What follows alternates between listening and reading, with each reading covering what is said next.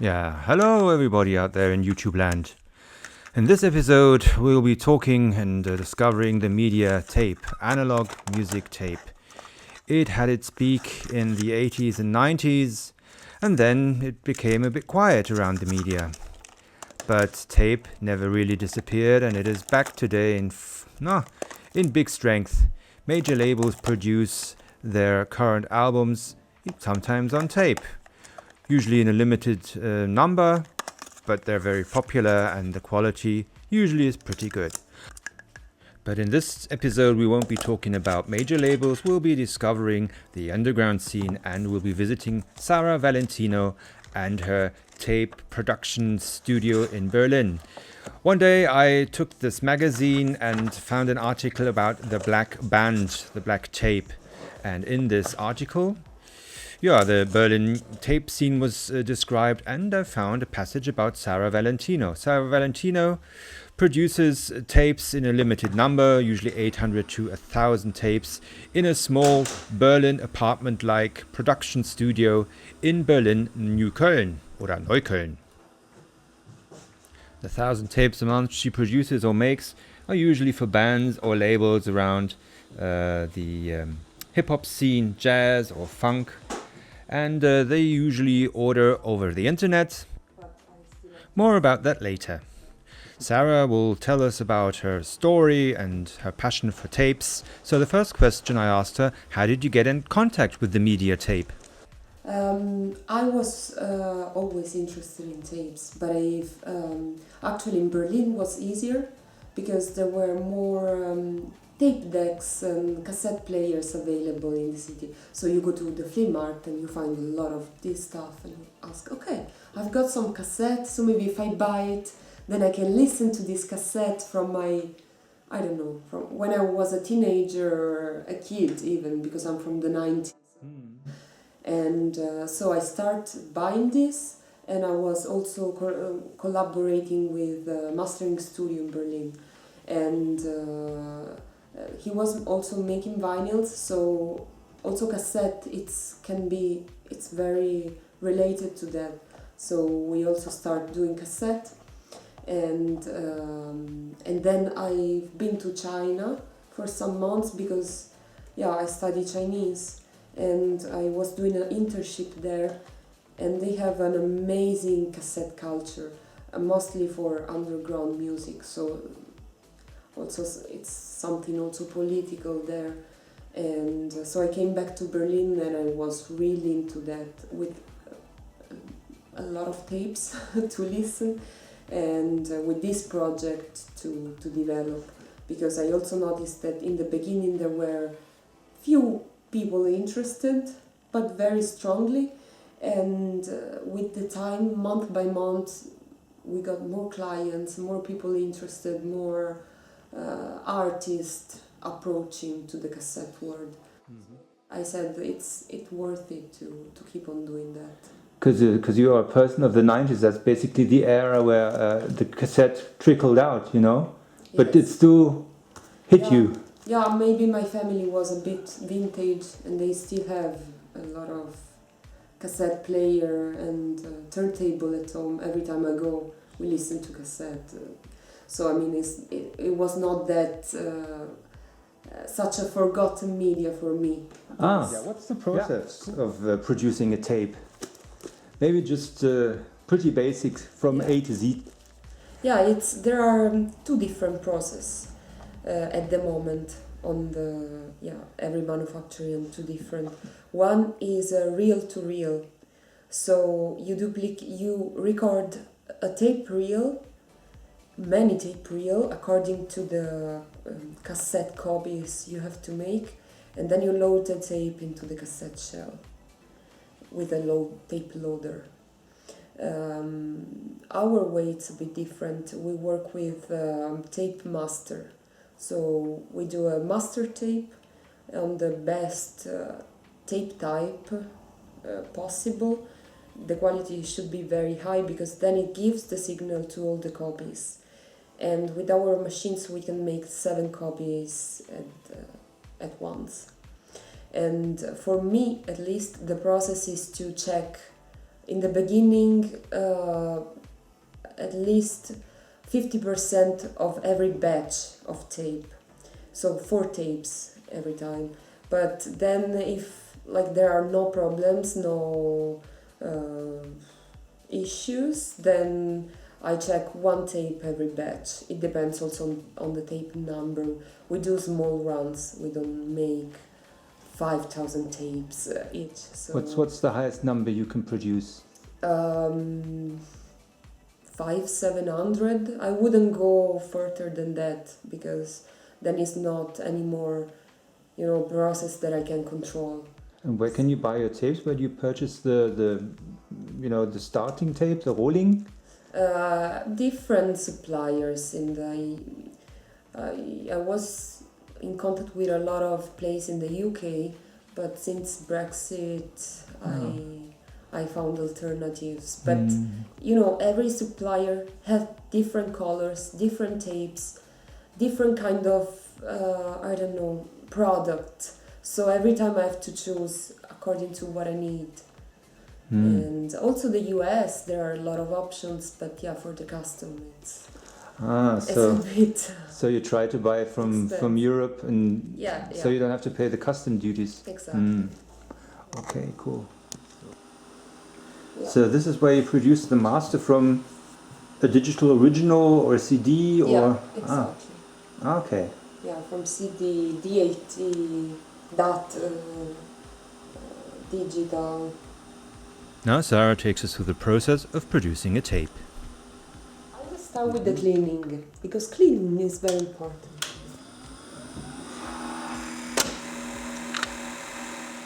Mass duplication machine. Some years ago, Sara bought her Sony duplication machine over eBay from Great Britain.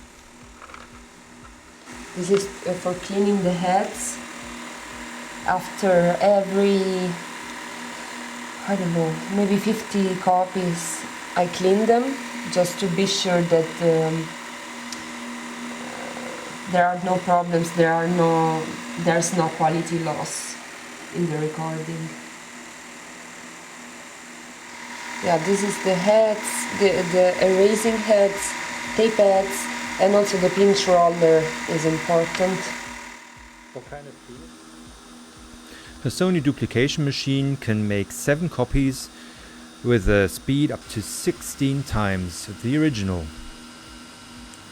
The recording level is set once and the machine does its thing. This is a chrome tape. The clients can choose from a wide variety of different tapes, different colors, different lengths. So I asked Sara, where do her customers come from? They are mainly independent labels and artists in Berlin. People that want to produce and distribute themselves, basically. But not just this, also we work a lot with artists or museums for performances, shows. What else? And how do they contact you? Over the internet, over your formular, or how does it work? It's the website. It's giving, is bringing a lot of traffic, but also since we are in Berlin, the scene is very active. So there's also word of mouth, which is working very well. Cool, great. Yeah, like Sara said, first contact is usually made over the internet site. It offers all kinds of tapes you can choose from and has a pretty easy to use form to fill in. Yeah, why is analog tape getting this cult following? What do you think? What is the reason why people are getting back into tape? Well, there are many reasons for me that can work, from more like a philosophical, more logistic, and the first one maybe is because it's an alternative to vinyl. It's always been seen as an alternative to vinyl because it's less expensive and it's easier to produce. The turnaround is shorter, so people like producers now imagine they have an album ready, but they have to wait 8 months at least to get their release done. So it's going, a year pass and your release is still not there. So you wanted this year, you wanted your music to be out the year you produce it, and you have to wait so long. So the cassette, it's a medium that gives you the opportunity to put out your music. How long do your customers have to wait? From the first contact form on the internet until they have the tape in their hand? 3-4 weeks. That is very short. Yeah. Yeah, also because the numbers are limited. 500 tapes, you can do it in 3 weeks. 5,000, I don't know. Not yet, at least. But also, I think maybe now, after these 2 years of pandemic, people had more time to think about what they really want, what it's really important, how to have better conditions in their life, how to enjoy more the little things.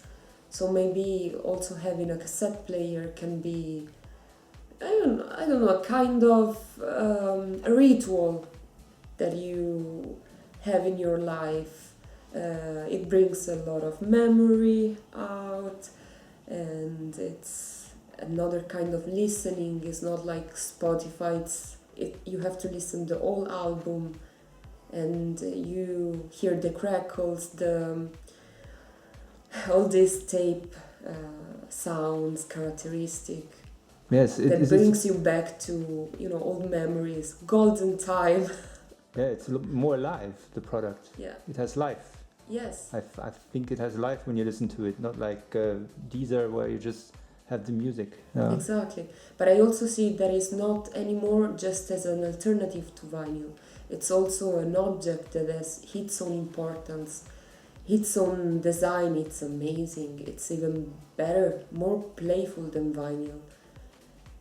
And it can also, you have more music, you have a longer length on cassette. So the vinyl, you always have to, turn, and the cassette is just, you put it on, and it's really a full experience because it can be 100 minutes long. So if you listen to 50 minutes, you have two sides of 50 minutes, maybe, if it's a long length tape. So it's interesting. Do you produce them all by yourself, or do you have help? You also have collaborators, yeah. Because when you copy the tapes, that takes time and... It takes time. long days, long nights? It takes time. No, days and night, but maybe 1-2 days for 200, 300 cassette, yes. If you want to do it properly, check all of them, yeah. And you can make a comfortable living of this now? Yes. That's good. That's good. It can be improved. I know, now there are a lot of things I would like to do rather than that, but I have too many productions to do. I have too many tapes to duplicate, emails, communicate with clients, so I don't know, my ideas of design, like creating a different design or creating a distribution, because also a lot of labels, they are looking for distribution for tape. Now also the distribution market is saturated nowadays, so we need more, but I'm trying to do that like at the same time of my job, even if this is my priority at the moment. And so but I need help, basically. Are there helpers out there? Are there people who would like to do this with you, you think? Would be nice. Would be nice to have someone come in and say, hey, I'm really in love with this project. Can we collaborate? Sara doesn't just produce tapes and makes tapes. Once a year she organizes a tape summit where tape heads can come together, visit seminars and workshops, learn, for example, how to repair old broken tape decks. I asked Sara what kind of supporters is she looking for. Yeah, but passionate people about cassette, about this media. I also had collaborators. They were all about money and how to say, like marketing. But this marketing, which I don't understand. I don't want to, make advertising on marketing on what I'm doing. We already have what we want. It's just to improve the visual, maybe to help more, to support more the labels we're working with. So people with heart and soul for tape, not just money or dollar or euro signs in their eyes. I don't see it as a business, that will that will make me billionaire. No, it's not. It's not that, and it's also not meant to be like that. It's fun. It's a discover. Every day you discover new music that it's not on vinyl, that it's not on the radio. It's just on cassette.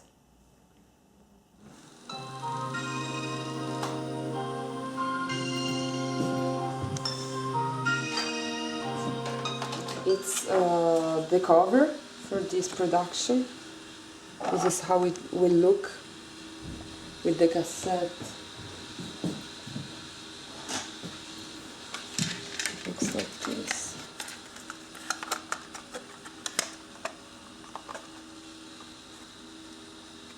Very nice.